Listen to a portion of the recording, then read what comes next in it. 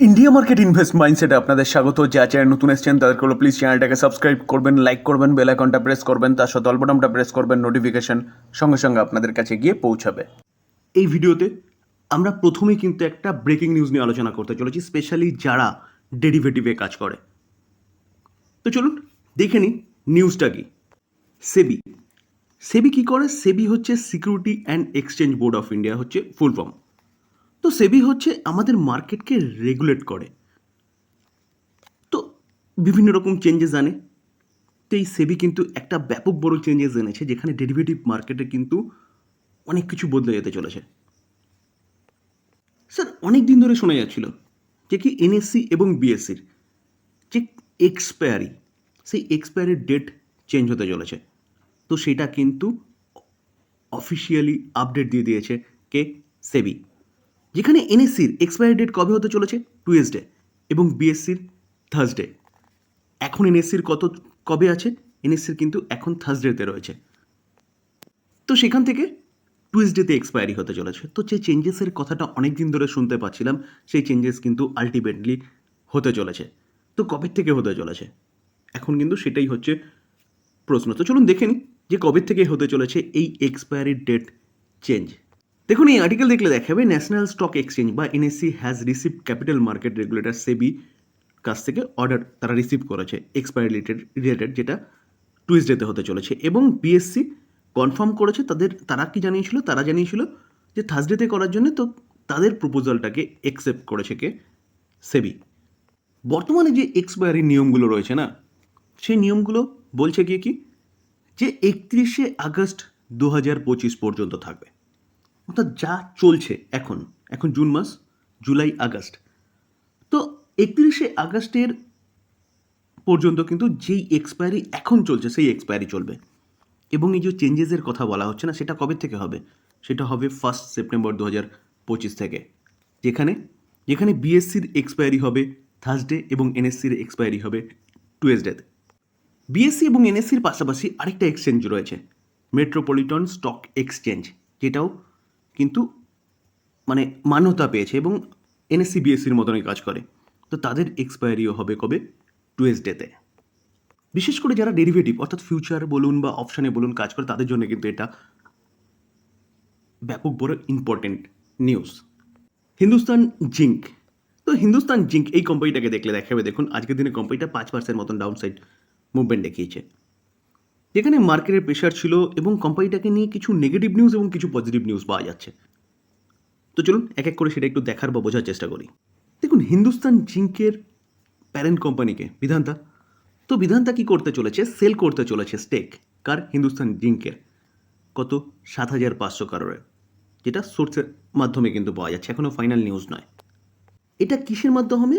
Block ডিলের মাধ্যমে হবে, according to CNBC আওয়াজ সোর্স। অর্থাৎ সিএনবিসি আওয়াজ যে নিউজ চ্যানেলটা রয়েছে সেই সোর্সের মাধ্যমে পাওয়া যাচ্ছে। তো বিধান্তা কী করতে চলেছে? হিন্দুস্তান জিকের শেয়ার 7,500 কারোরের শেয়ার তারা ব্লক ডিলের মাধ্যমে সেল করতে চলেছে। তো স্বাভাবিকভাবে কোনো প্রোমোটার তার কোম্পানি স্টেক সেল করা মানে এটা কিন্তু একটা নেগেটিভ নিউজ, যার জন্য কোম্পানিটা আজকের দিনে 5% মতন পড়েছে। তো ব্লক ডিলের মাধ্যমে সেল করা মানে অবভিয়াসলি ডিসকাউন্টে করতে হবে, এটাও একটা নেগেটিভ নিউজ। তো শোনা যাচ্ছে কতটা ডিসকাউন্ট দিতে পারে? 10% ডিসকাউন্ট দিতে পারে। তো ভাবতে পারছেন একটা কোম্পানি 10% ডিসকাউন্টে তার স্টেক সেল করা মানে কোম্পানিটা কীরকমভাবে নিচে আসতে পারে। তো স্যার, এই কারণে কিন্তু কোম্পানিটা আজকের দিনে 5% মতন একটা ডাউনসাইড মুভমেন্ট দেখিয়েছে।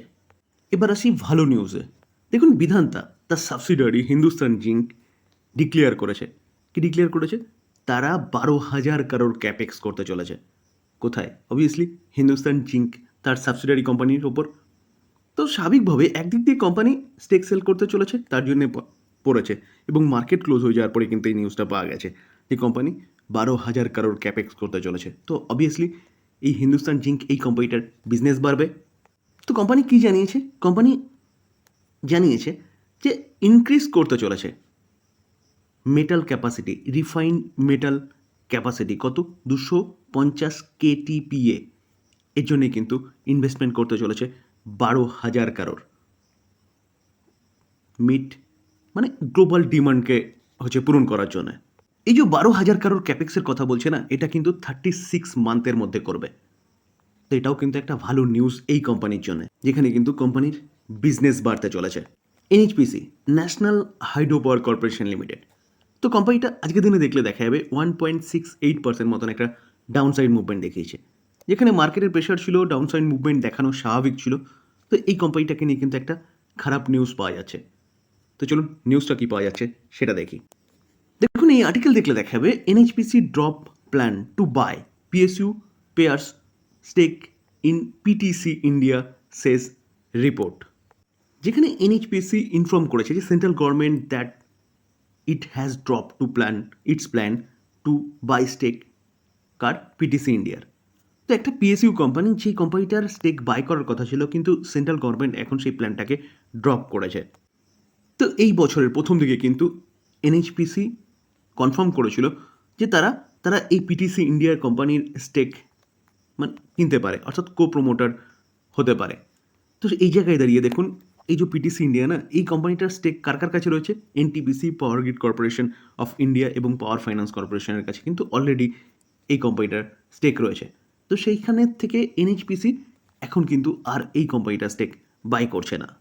এমজিএল, মহানগর গ্যাস লিমিটেড, কোম্পানিটাকে দেখলে দেখাবে দেখুন আজকের দিনে কোম্পানিটা 3% মতন একটা ভালো আপসাইড মুভমেন্ট দেখিয়েছে।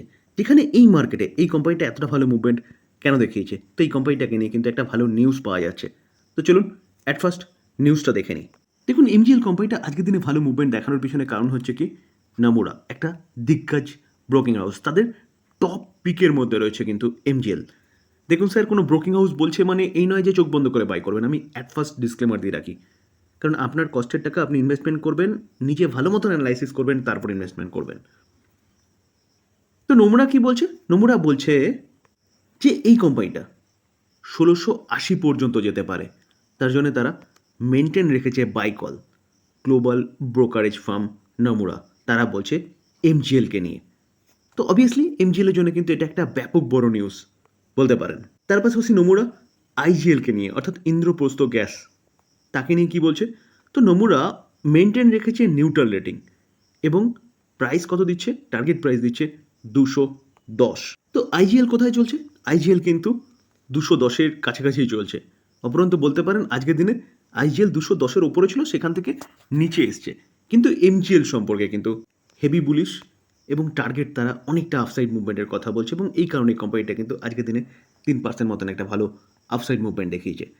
স্যার, ডিসক্লেমার দিয়ে রাখি, এই ভিডিওতে যেসব কোম্পানিগুলো নিয়ে আলোচনা করলাম সেসব কোম্পানিগুলোর সম্বন্ধে জাস্ট নিউজ পাওয়া যাচ্ছে মাত্র, তার জন্য এগুলো আপনাদের সামনে তুলে ধরার চেষ্টা করলাম। টোটালটাই লার্নিং পারপাস।